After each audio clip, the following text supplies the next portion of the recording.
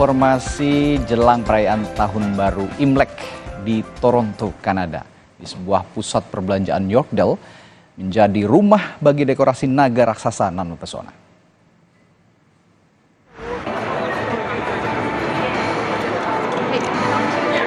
Instalasi naga berukuran 40 kaki ini dipamerkan dan dibuka untuk umum sejak 30 Januari 2024. Naga raksasa ini menarik perhatian para pengunjung untuk memasuki tahun naga.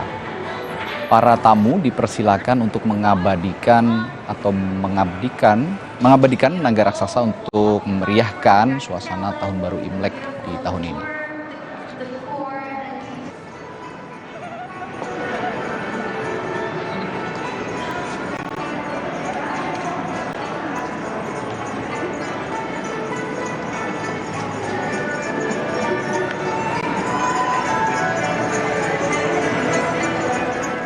Biasanya kalau udah mau Imlek ini udah banyak ya kan dijual kue keranjang, manisan. Kalau saya sih nggak inget apa-apa. Apa? Ingetnya Angpaunya aja.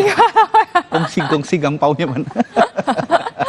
Oke, informasi dari Toronto tadi sekaligus menjadi penutup jumpa kita di Sapa Indonesia pagi hari ini. Saya Adisty Larasati. Dan saya Radhi Saputro, kita jumpa lagi besok. Sampai jumpa. Sampai jumpa.